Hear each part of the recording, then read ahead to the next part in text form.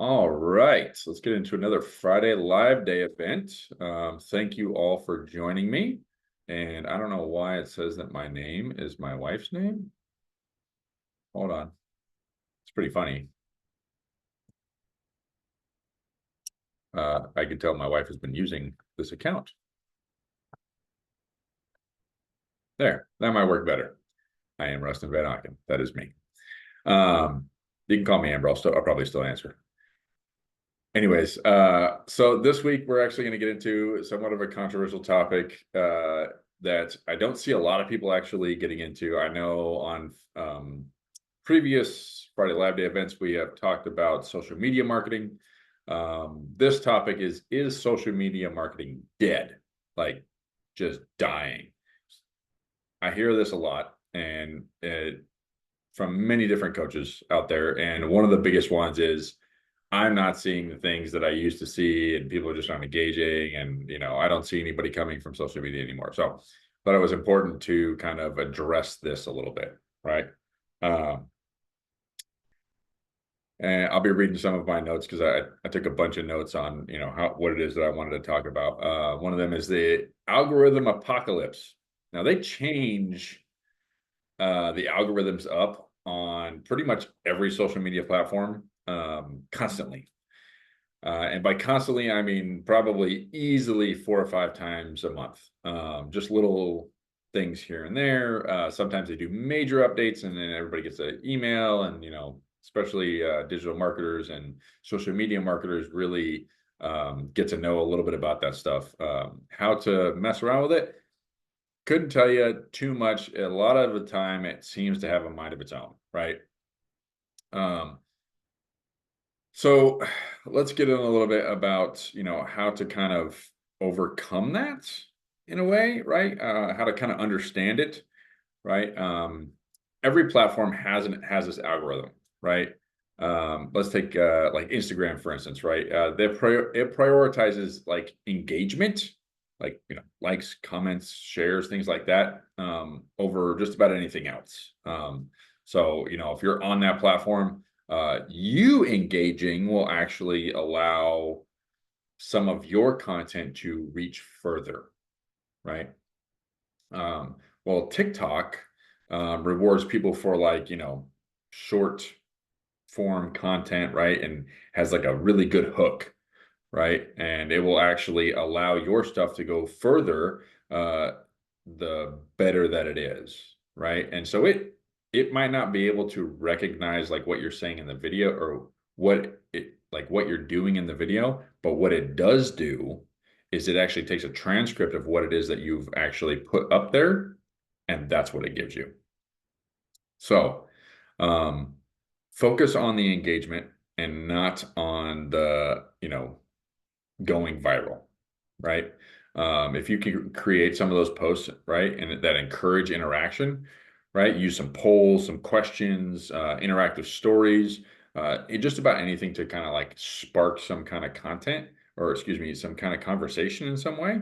That content is going to go like a lot further, right? Consistency is one of the biggest keys. The algorithms work off of consistency. And I want to bring this back. I know I've talked a lot about social media and stuff like that.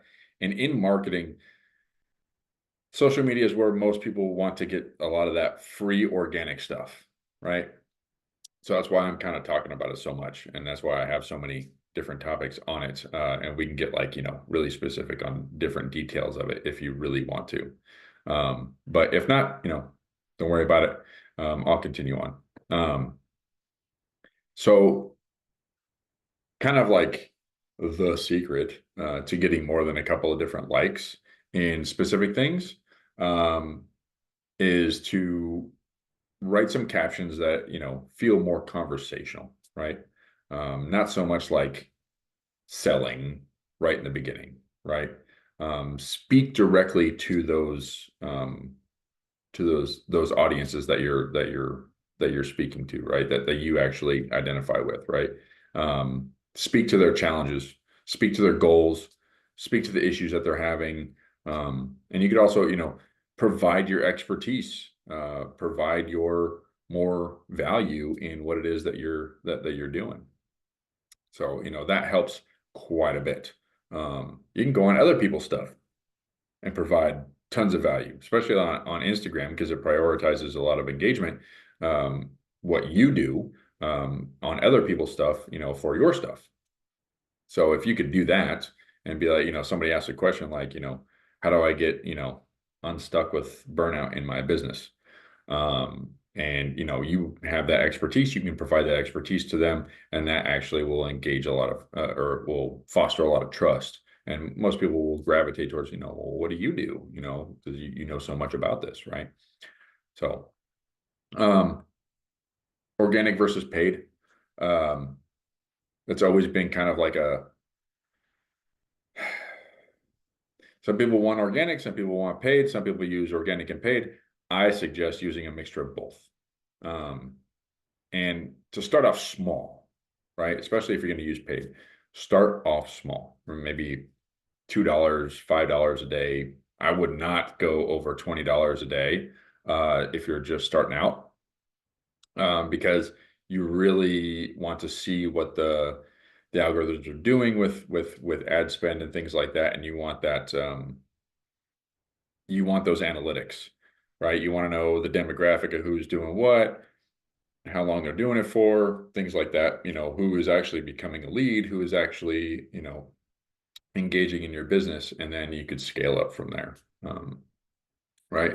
Targeting wisely is probably the best option. Instead of like a broad net, you're going to probably niche down, especially with small ad spends. You're going to want to niche down very, very, very much.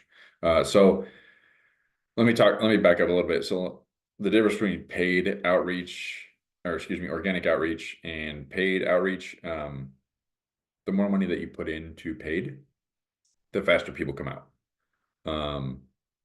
With organic outreach, it takes a long time, usually months and months and months, to kind of gain that know, like, and trust. There are very few instances where things have gone completely viral and, people have, generated millions of dollars in a short amount of time. But one of the biggest things is whatever it is that you believe is going to happen, that's what will happen. So if you believe that your content is good and you don't have any underlying beliefs or any limiting beliefs of any kind, even in the subconscious mind, that it's not going to work, then it will work, right?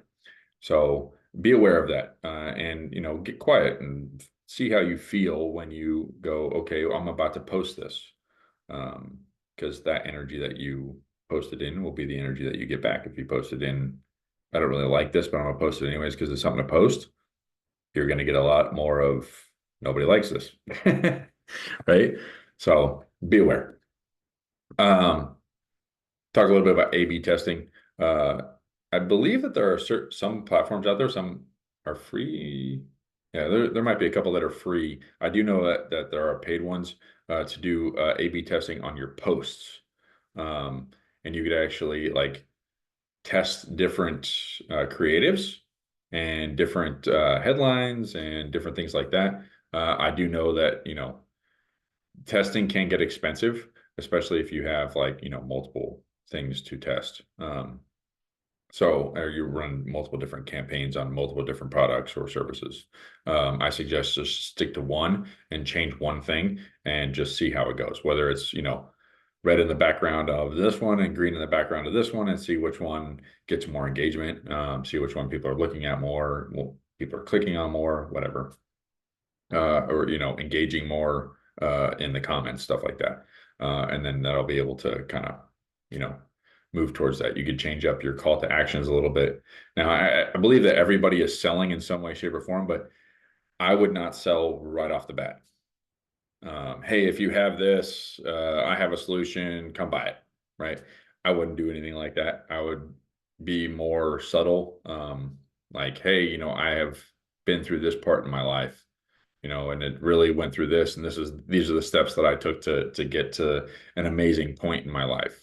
And just leave it there and be like, hey, if you're struggling, I'd love to talk to you and give you my expertise. You could say something like that, and that will actually create more engagement. And in the end, you can give them more value and then bring it around if they really want, a huge transformation, then, they can buy your services. I've been actually dabbling a little bit in school, some of the school groups and stuff like that. Really good place, look into that if you have the time. Um, Now I wrote this part in here as like the shiny object syndrome. So the shiny object syndrome is you see like these niches or these things that are going on different platforms, and you want to get into that platform and you want to start doing what those people are doing because you see that they are, blowing up or whatever, right? That's the shiny object syndrome. Um, Word to caution of that.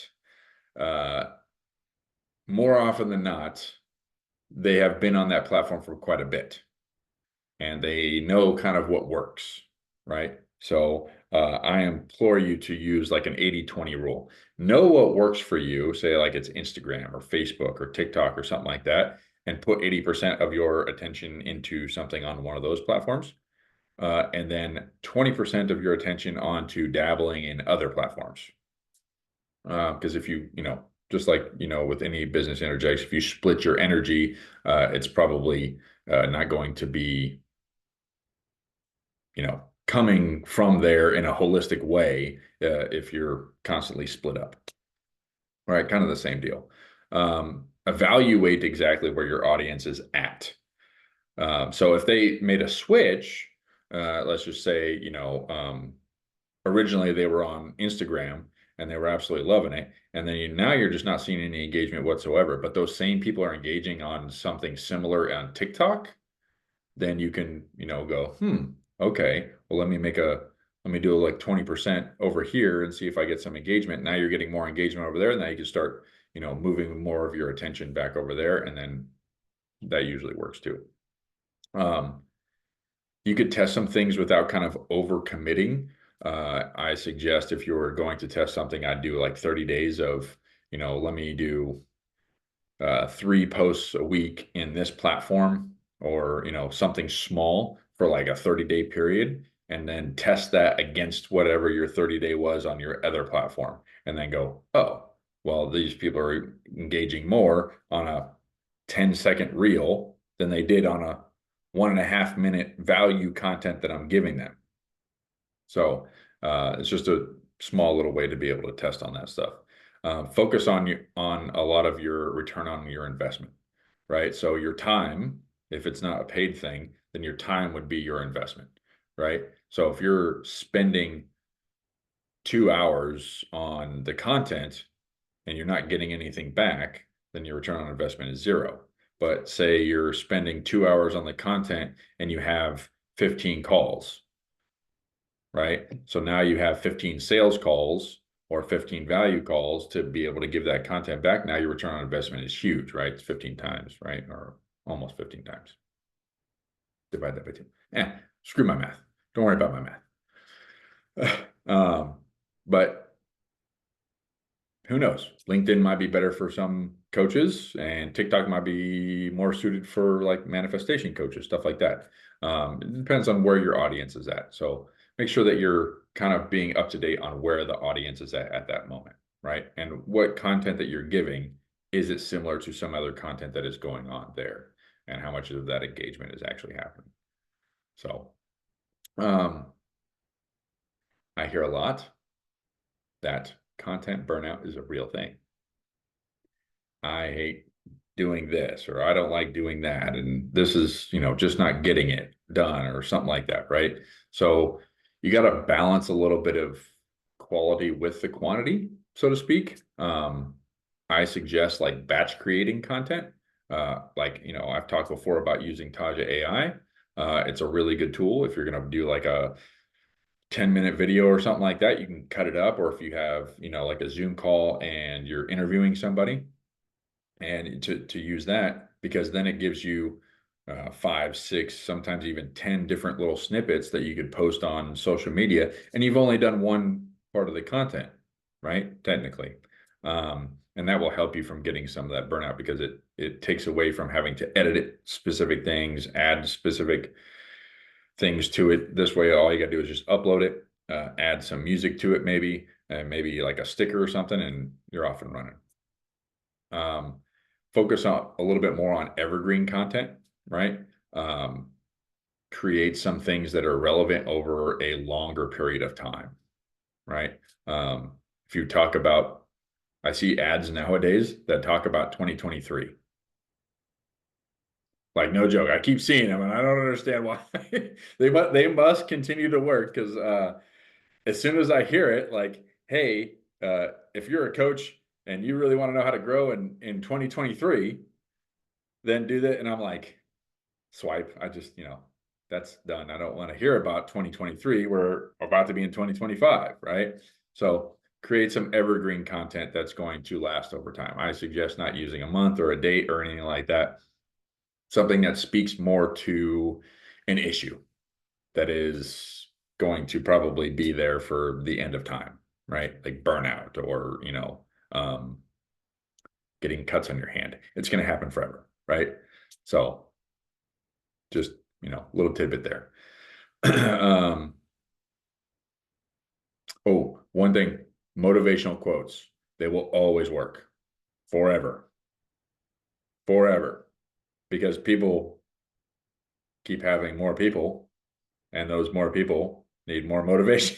But, as the conscious collective of, our world is being raised, obviously, you got to be able to raise the bar of the motivation as well, right? But that can be evergreen content as well.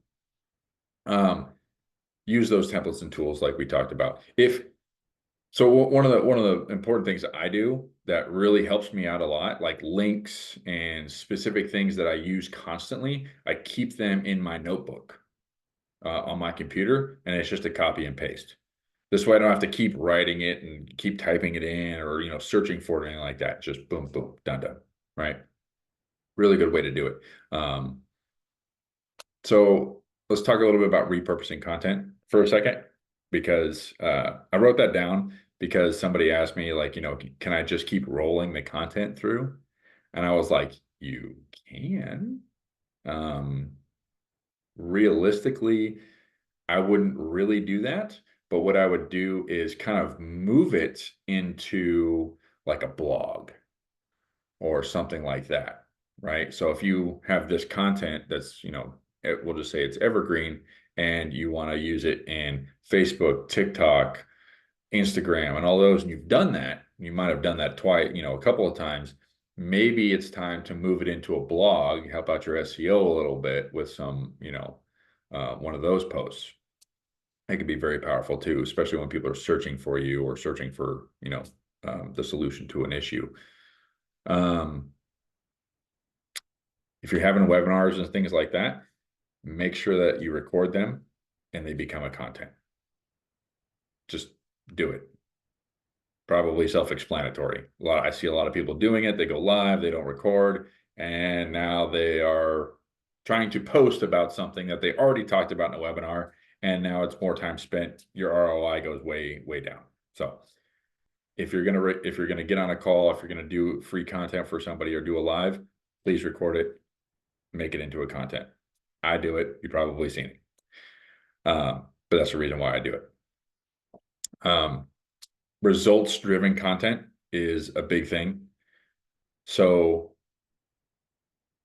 selling doesn't always need to look like a pure call to action. Buy my course now. Do this now, right? You could just say something like, DM me for some details, right? It could be that simple.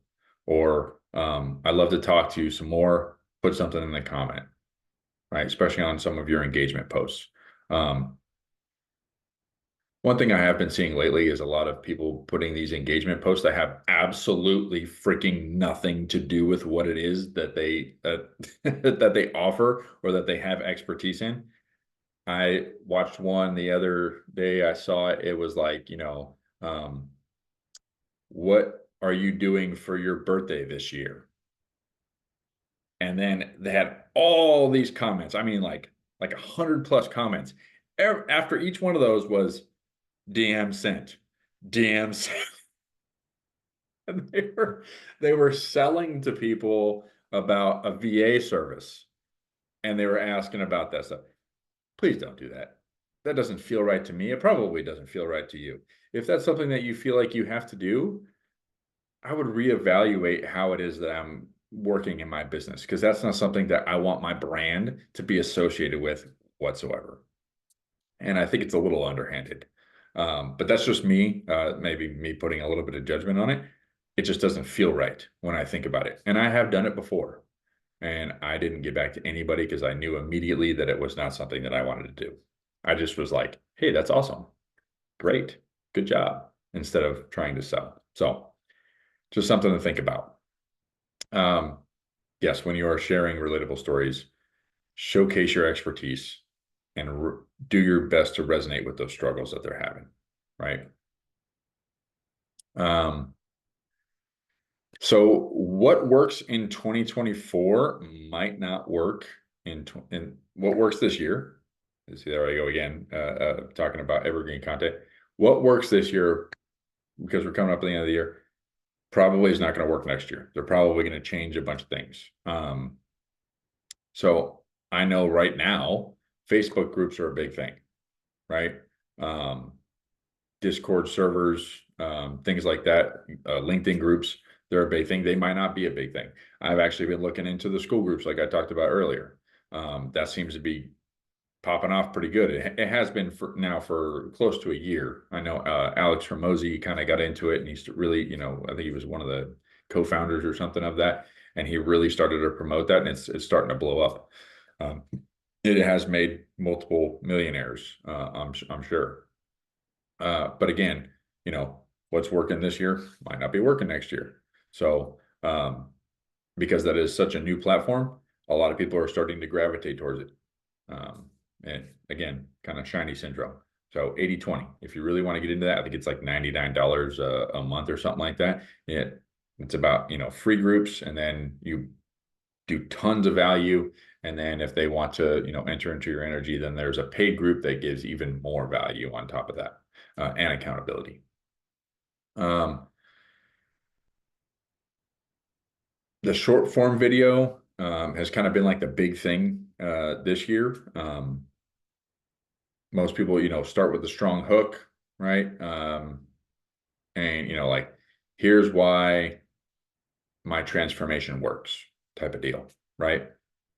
Um, I suggest continuing to go with that from all of the analytics that I've looked at. I don't see why it wouldn't continue to work throughout marketing history.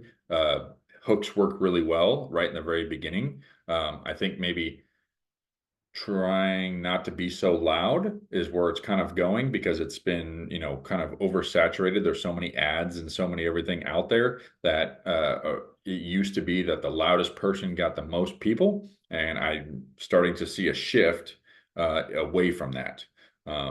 Sometimes it's the most, actually right now it is more so the most relevant person. Who is the most authentic and relevant to the issue that I'm having now, right? So not just the loudest. So, I mean, if you're screaming and yelling in your videos, or if you're constantly posting about one specific thing, it may not work as well as it used to, mostly because people are being bombarded with things like that. Now, I'll say this, your niche would really need to be specific. Um, if Well, that's all right, Len. You're good. Um, your niche should be specific. So if you're targeting a broad range of individuals, they're being bombarded. Just know that they're being bombarded with things. But if you're, going down to say like abused women of some kind like that, then you could talk specifically just about that, and then that audience gets smaller, but your expertise goes a lot higher, because not a lot of people are talking about that type of stuff. But if you just talk about like divorce, people are being bombarded with all kinds of different stuff, whether it's divorce lawyers, or things with the kids, or family stuff with divorce, or any of those things, they're being bombarded with many different things because they've obviously been targeted by, multiple different keywords when they do that. So remember your niche, remember to stay in your expertise. Okay. And yeah, short form video does work. Just remember, it's not so much that you're being the loudest, that you're being the most relevant, the most authentic. Um, let's see, personalized DM. Oh, personalized DMs and conversational marketing. So that has been a big thing over the last like 2 or 3 years. Um, specific, businesses use them quite a bit. Uh, I'm not of 100% of that to constantly be, grasping at people, so to speak. But it can be very, very, very good to continuously engage. And if they did want to move into a direct message, a DM of some kind, it would be a good idea to do that. You don't have to sell them on anything. You just continue to give them more content and uplift them and, help them get over whatever issue it is at the time to be able to overcome. That could be very, very powerful, especially if you do that and then you direct them towards something that you have as evergreen, like a course or an ebook or something like that. That could be very powerful as well. Um, you could use many different like kind of aspects of the DM. I know there's like WhatsApp and there's Messenger and there's ManyChat and there's Slack and there's 100 different mediums to be able to DM people on. Um,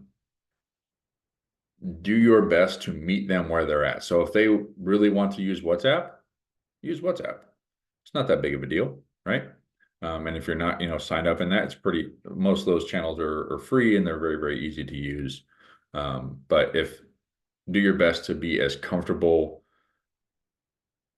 make your client as comfortable as possible with something that they already use, right? So if they enjoy doing Zoom, send them a Zoom link. If they enjoy being on Messenger, call them on Messenger. Okay. Um, do genuine compliments if you're going to give compliments, genuine ones. Don't be like, oh my God, I absolutely love everything about you and all this. No, like, hey, like take some time, actually look over what it is that they actually have in their content, right? Things that they might be struggling with. Who knows? They might even have a video on there on something that you can solve. And you'd be like, hey, I noticed that you had this video, can I offer some advice? And spark some of that authentic conversation through that. That could be very powerful too. Again, the know, like, and trust comes a lot faster when that happens. Um, always follow up with the value, right? Any kind of free resources that you have, any good advice that you have is always really, really, really appreciated, I'm sure. And that, if you really need to build trust or anything like that, you could use some testimonials through the DM. That could be powerful. When we move into the next year, I don't know if that is as powerful a tool, the DM part. I do know this though. Voice messaging is one of the biggest things that I've seen start to really move. Um, a lot of people are getting away from typing, right? They're starting to have these defined thumbs. And I had this thing the other day. I was actually typing like this whole bio thing, to tell people, about who I am and why I was a part of the group. And I realized that I was having like this thumb cramp, and I was like, man, I would love to just give like a video or a voice message or something like that. Those could be very powerful too, especially when, if you put those into like an email or something. Um, but again, it's completely up to you what platform they're using. But if you are going to go with a voice message, make sure that it's personalized, right? And not just something generic, right? And again, authentic. Um,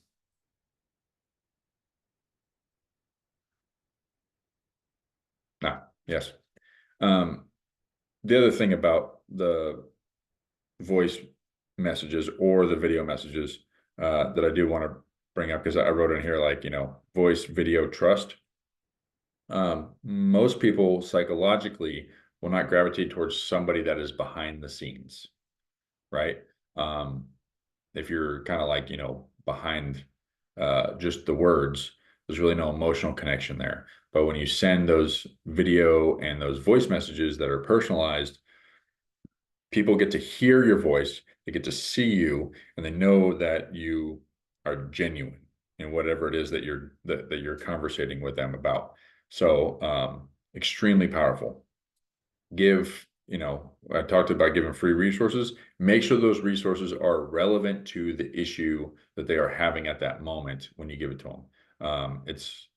And if you don't have it, tell them, I don't really have any free resources for you right now, but I have some advice, especially if you already know about it. And then ask them if they, wouldn't mind helping you create some free resources, things that might help them, right? That could be very powerful too, to keep them engaged, and, be a sounding board for you. But so hopefully, this kind of gave you an insight that, a lot of this stuff isn't actually dead, um, but it may be kind of shifting around a little bit, with some of the different, just kind of how the consciousness of the world is kind of moving right now, which I think is going to be really awesome for light warriors, and light givers in that space, to kind of be able to help and make a huge impact in the world. So I hope that this helps, and kind of gives you something to kind of arm yourself with some actionable insights, right, on some of your strategy. And remember, keep it fun, keep it light, keep it authentic. So I really appreciate everybody being on this call. And let me know if you guys have any questions or comments. And we'll see you next Friday.